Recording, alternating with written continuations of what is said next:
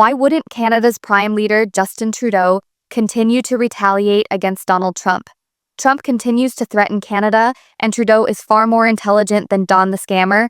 Before I discuss the haymaker that Trump recently received, let's discuss how incredibly foolish Trump is in his attempt to intimidate our most significant ally. Trump won the election by promising red state voters that all of their issues would be resolved because he would impose tariffs, despite the fact that doing so would destroy the U.S. economy. This is a sign of how much the Republican Party has been supplanted by MAGA, as no one is opposing him. As the party of free trade, the Republicans relentlessly promoted the North American Free Trade Agreement with Mexico and Canada. Once it was signed into law, the treaty effectively eliminated pig farming in the U.S., which is subject to stricter environmental regulations.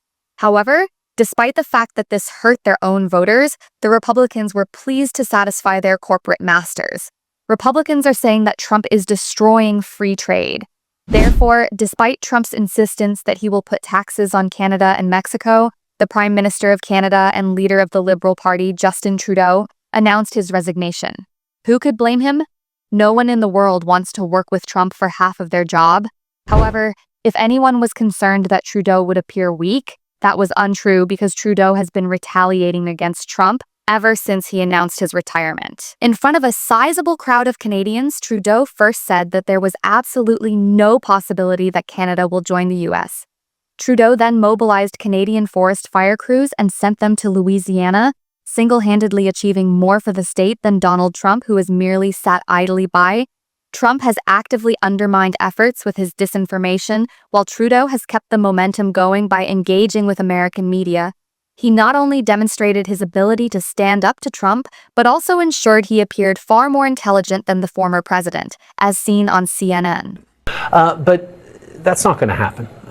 Canadians are incredibly proud of being Canadian. One of the ways we define ourselves most easily is, well, we're not American. There is such a depth of pride that that's not actually an issue. And then MSNBC.